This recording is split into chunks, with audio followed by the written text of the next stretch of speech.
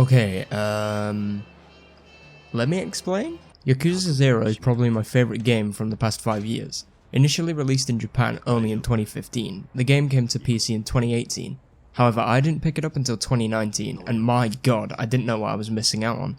Oh, fuck yeah. Fuck.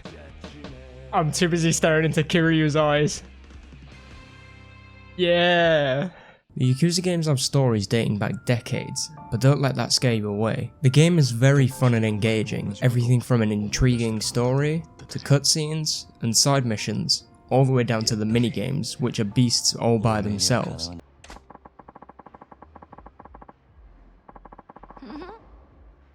Wait a minute. Curious face. The game is just fantastic, and I want to share my opinion with you and try and levy you into buying the game if you don't already have it. Before I talk about why the game's fantastic overall, I should probably get the negatives out of the way first. So let's go. The textures on buildings kinda look like shit. The game was originally released on PS3, so I can kind of understand why the buildings look bad, but it still negatively impacts your overall experience. Objects and people are copy-pasted around the world. It's not like you'll walk around the corner and see the same person you just saw, but it is there. And finally, the intro to the game is extremely slow. Fighting, we get to fight now. Yeah, boy. It's just super boring with stupid missions such as find a payphone. Ah yes, the most critical mission in the game. Find a payphone. Alright, here we go. Alright, mission over. What a waste. What a waste. During this intro, you're also forced into taking part in a boring fight sequence that lasts for like 20 minutes. Oh, fucking drop kicked. See you later, nerd. This would have usually been it for any other game for me and sets itself up for massive failure. However, the game just isn't. And I'm glad I stuck by it because if I didn't, I wouldn't have got to experience one of the best games in recent memories. So after the negatives, which we've just finished with, I should start with the story.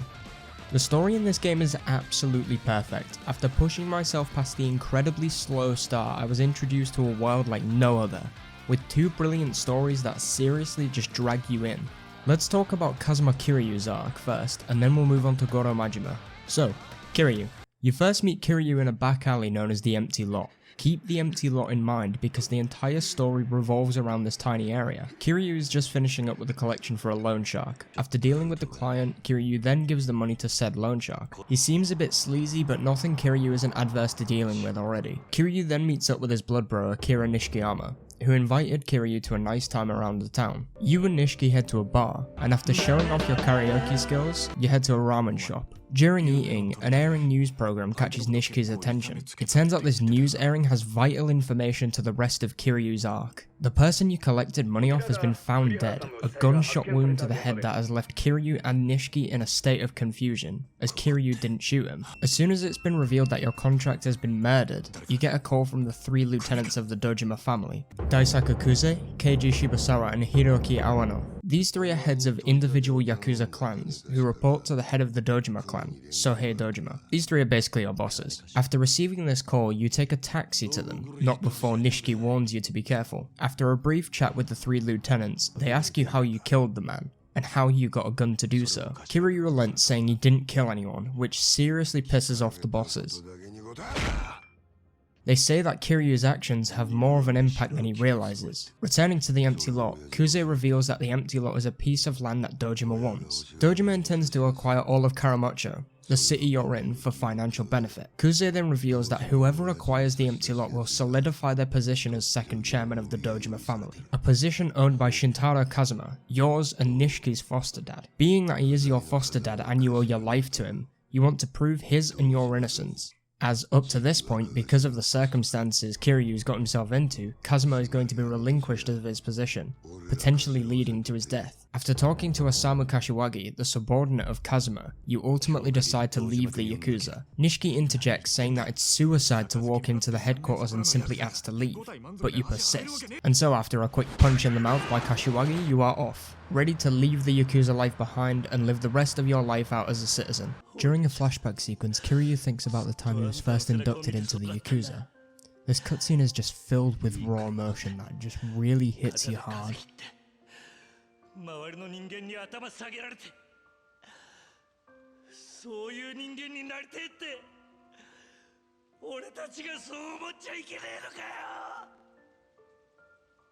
Damn.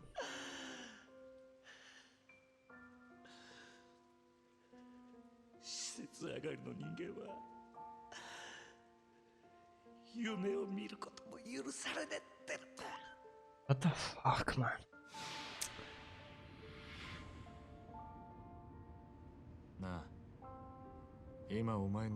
After fighting through numerous enemies and fighting Kuze himself, your plans are ultimately ruined by Dojima himself.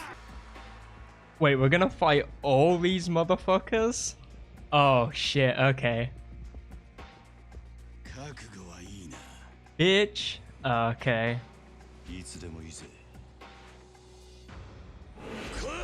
Oh, fuck yeah. This game's hype as fuck.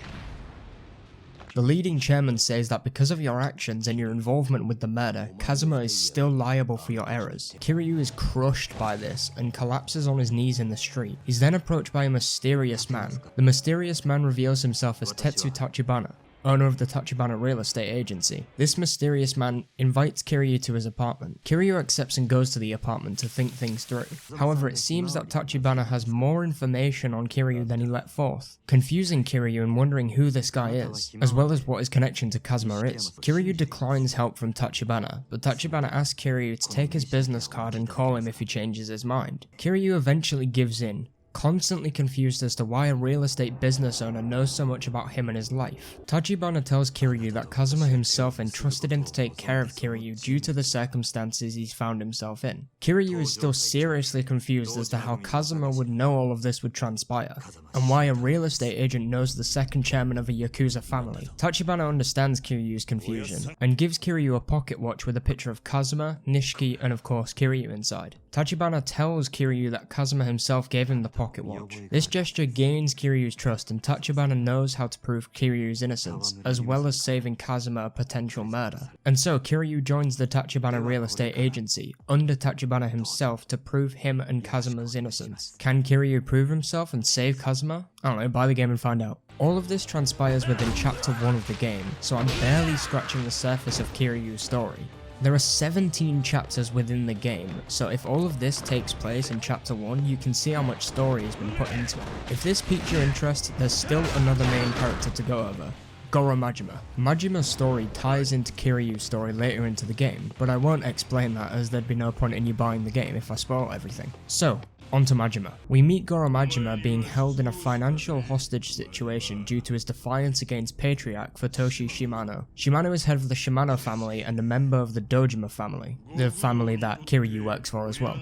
Because of this defiance, Majima is released as a civilian and forced to manage a cabaret club in Sotenbori. The ultimate goal for Majima is to return to the Shimano family as an active member. Shimano tells Majima that if he can make 100 million yen in profits, he can return to the family. Under strict supervision from Tsukasa Sagawa, a patriarch of the Shimano family, Majima reluctantly falls into his role of Lord of the Night, turning the Grand around and making it one of the most prestigious attractions in Sotenbori. Despite this, he lives in constant unhappiness, having to keep a strict no confrontation act and be walked all over by the Grand's customers. Majima eventually meets his quote, but Sagawa, being the snake he is, raises the debt to 500 million yen, giving Majima two options: either continue being treated like utter dog shit by the customers of the Grand, or take up one simple hit job. This job would clear Majima's debts immediately. After a reluctant argument, Majima agrees to carry out the hit on Makoto Makimura, partly due to Sagawa's threats. Sagawa tells Majima that Makimura is a ruthless pimp that forces girls to work for him through a telephone club. Majima is then given 2 days to kill Makimura. Majima then heads off to the telephone club, and after talking to a woman who has contacts with Makimura, leads Majima to a massage parlor owned by him. When he arrives at Makimura's place, he unsheaths his dagger and charges forward, finding out that the place is completely empty. However, as Majima is about to leave, a young woman walks into him who immediately believes him to be a thief. Majima tries to defuse her fear, telling her that he's one of Makimura's patients. The woman, who Majima soon realizes is blind, insists on giving him a back massage for his alleged pain. Majima then falls asleep during the massage and is awoken to the sound of Makimura walking in, who sees his full back tattoos and instantly realizes he's a Yakuza. Makimura sends the woman out for an errand run, then violently attacks Majima. After the attacker is beat in a fight, a group of Omi Alliance members, who are another clan of Yakuza, barge in and demand to see Makoto Makimura. Majima is confused, and when the woman walks back in, realizes what's going on. The man was a decoy that fit the description as a pimp that forces college girls to work for him, whereas the real Makimura is a young girl in her 20s, the blind girl as I previously mentioned. The Omi Alliance then swiftly kidnap Makoto and shoot the man who was previously thought to be her. Before he loses consciousness though, he begs Majima to look after Makoto. Majima eventually fights his way and finds Makoto and escapes with her, ending up in an alleyway where Makoto clings to Majima and begins to cry.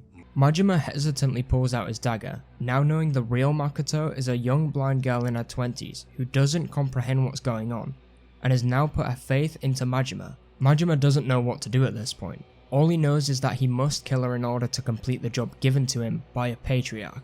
Not completing the job could ultimately end in his death. However, can Majima live with the guilt knowing that he murdered a blind girl who is just confused as him? Buy the game and find out, because I'm not telling you shit else. As I say, there are 2 arcs within the game, so you aren't just getting one amazingly fleshed out and detailed story, you're getting 2. Both with amazing cutscenes, outstanding voice acting, great and memorable characters and beautiful locations littered with energy. The story is emotion packed, and at some points, I'm not gonna lie, I did tear up. What do you want? I'm human, I swear. Every character within the story is ridiculously memorable and interactive. Every one of them has an outstanding personality, making them not only memorable, but feel alive. All of them look amazing in cutscenes and just walking around, and you're able to connect with them not only for their personalities, but for their motives. Be it Kiryu that wants to uncover this murderer from the bottom and prove him and Kazuma innocent, or Majima's conflicted feelings over killing an innocent girl for his personal gain. The stories are interlaced with drama, conspiracy, deception and betrayal, and I can't stress how good the story is enough. You want to know the best thing as well? Come closer. A bit closer. Closer. It's a prequel to everything, meaning that if you start right here, you'll get all the necessary backstory to continue through all the other games. Right, that's all for the story that I'm willing to tell you. On to action! The combat in this game is absolutely brutal. Oh my god. Oh! Oh! Oh, he stopped himself. What the fuck? What the fuck?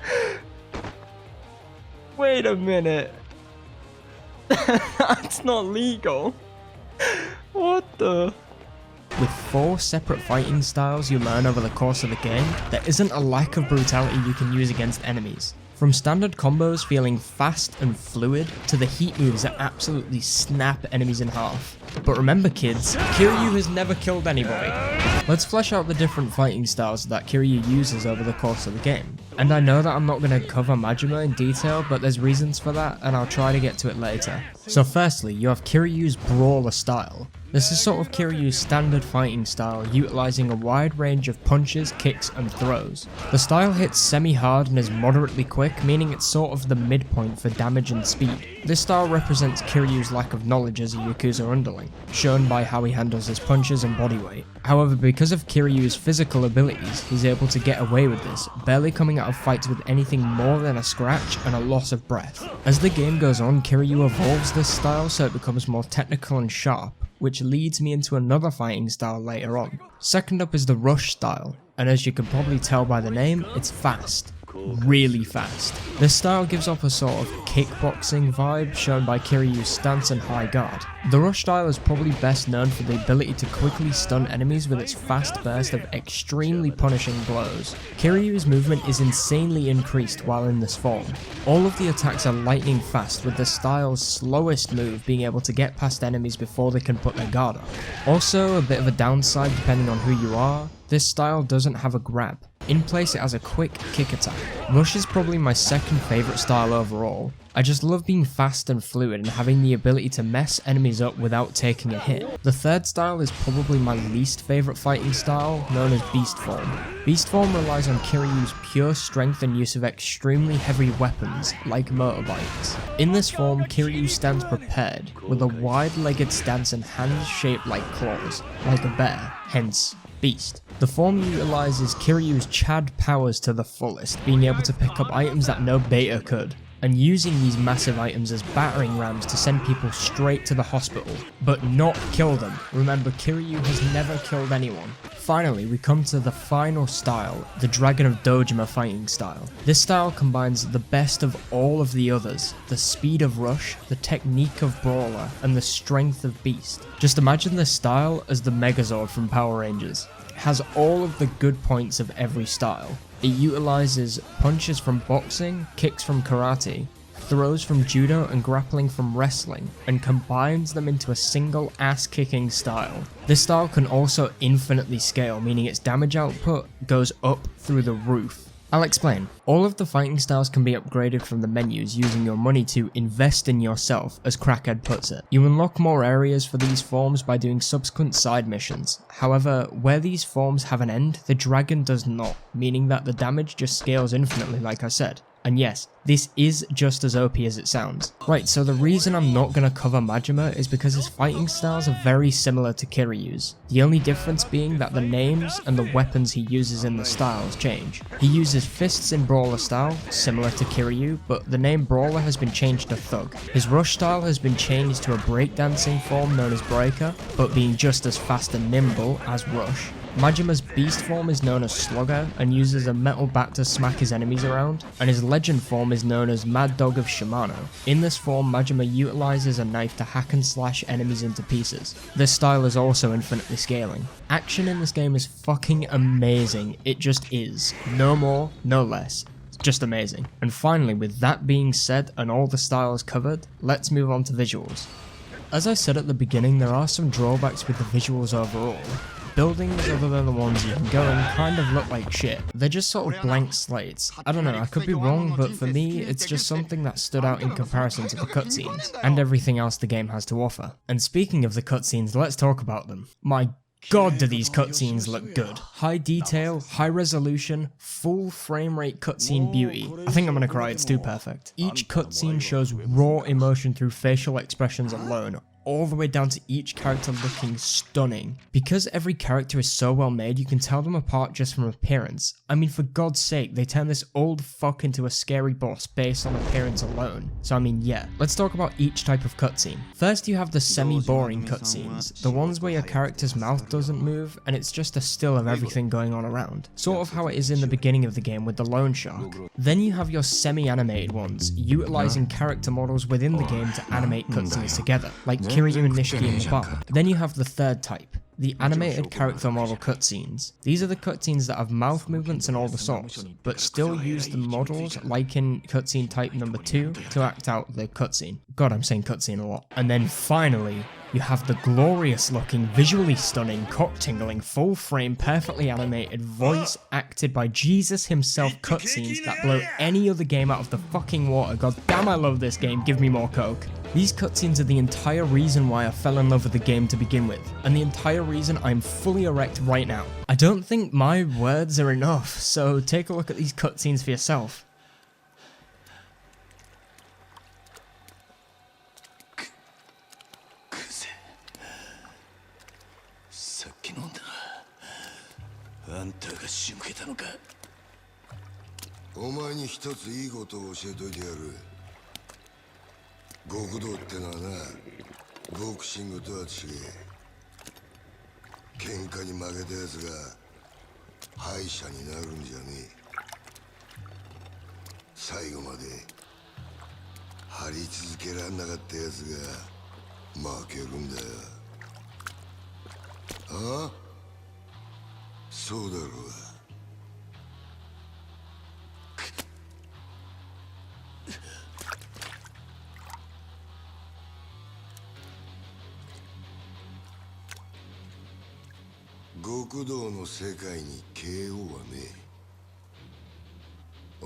きり指の1本や2本なくそうが阿波野や渋沢に頭取られようがそんなことは構えしねえんだ。命ある限り何度でも這い上がってやる。だからよ、てめえみたいな半端もんが一番許せねえんだよ。死ねえボケ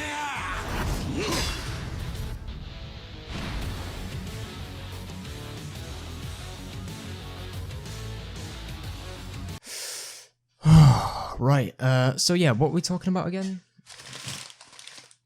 Just looking through notes. Oh yeah. Visuals. Visuals and aesthetic done nicely is what makes a game stand out. This game is just perfect. From Karamacho's nightlife with bustling bars and crazy karaoke, all the way to Sotenbori's nightlights and cabaret clubs. The game is just visually pleasing to the eyes, and to be honest, if the story was shit, not saying it is, but if it was, the visuals would be the one saving grace. Right, okay, Jesus. What do we have to talk about next? Okay, let's see here.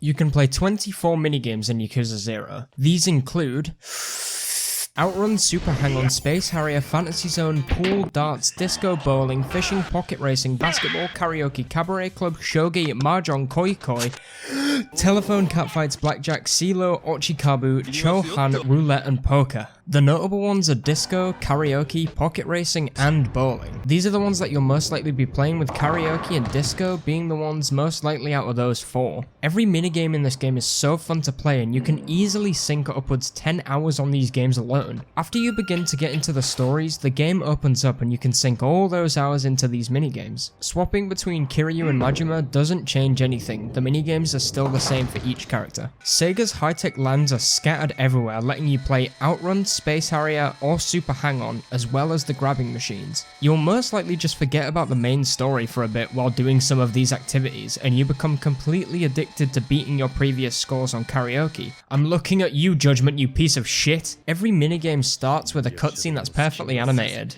Just imagining Kiryu take pocket racing extremely serious while being around kids no older than 10 really makes me laugh hard. And the funny thing is, Kiryu takes everything he does seriously. From the singing in the karaoke bar to picking up the telephone to trying to get a date in the telephone minigame. He really tries at everything. The minigames are perfect, and I think Sega could have just released these as separate games. I know I'd buy them. Let's quickly talk about the sub-stories. So, overall in Yakuza 0, there are 100 sub-stories.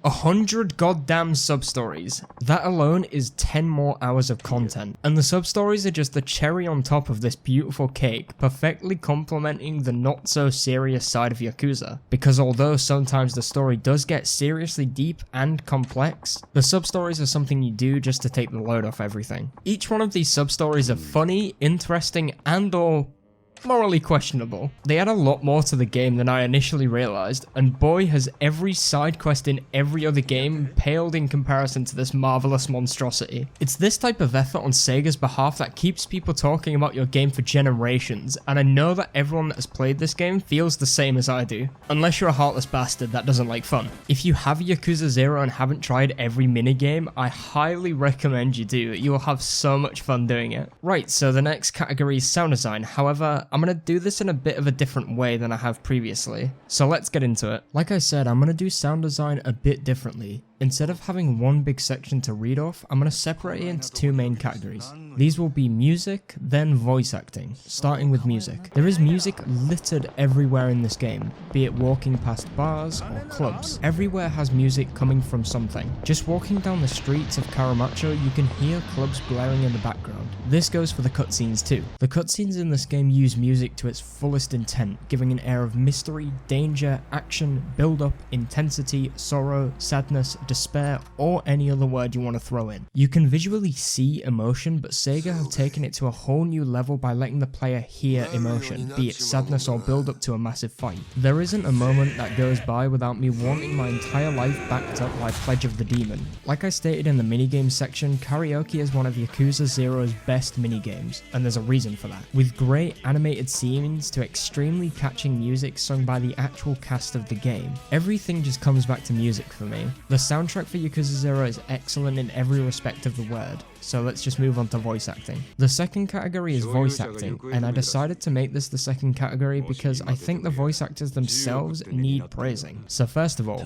the main boys, Kiryu and Majima. My lord, the acting is intense. I mean, these guys can go from pure sadness to pure rage in a matter of seconds and makes me believe everything that comes out of their mouth. They dive so deep into their roles, it would be an insult to not just these two but every side character as well to say that they didn't do anything but an amazing job. Because of the voice actors, the characters come alive, not only visually but vocally, and it adds more layers onto each main character and side character. Overall, the voice acting is just done pristinely, and I literally can't imagine any other voice for Kiryu or Majima, but I guess Majima is kind of a special egg. And finally, the next category is overall enjoyment, or as the normal people would say, fun. If you couldn't tell already, the game is super addicting, and as I said in the intro, I was super late to the party on this one. However, as I played it and got past the slow start, I started to unravel a world that I, up until 2019, didn't even realize existed. I seriously didn't know what I was getting myself into, but when I sunk deeper into the game, I realized how great it was. And even while I was playing, every time I looked down at my phone to check time, hours had gone past without me even noticing. Any game that can suck you into its world and make you immersed in story, characters, and subplots deserves anyone's time. However, Yakuza 0 takes it one step beyond perfect and completely blows expectations out of the water. Beautiful cutscenes interlaced with drama, mystery, and betrayal. Amazing voice acting and an absolutely intense and gripping story. It's really hard for me to say anything bad about this game, but there are some flaws that show their evil fucking heads, so I do have to downgrade it. On to final rating, and I truly do believe this is a 9 out of 10. I really wanted to give it a 10 out of 10, I truly did, but because you're always in Karamocho and Sotenbori, and the way the buildings look, down to the boring start that can throw people off the game entirely, I have to downgrade it. Sorry Sega, please don't murder me. This game needs to be played by more people. If you're looking for an engaging, single-player story with an interesting main character lineup and interlacing plots with extra content that you can sink hours of fun into, then Yakuza 0 is for you. Try it. Trust me. And with that being said, I'm gonna sit down, crack open a bottle of whiskey, pour myself a drink, sing Japanese songs, and stare at a picture of an orphanage.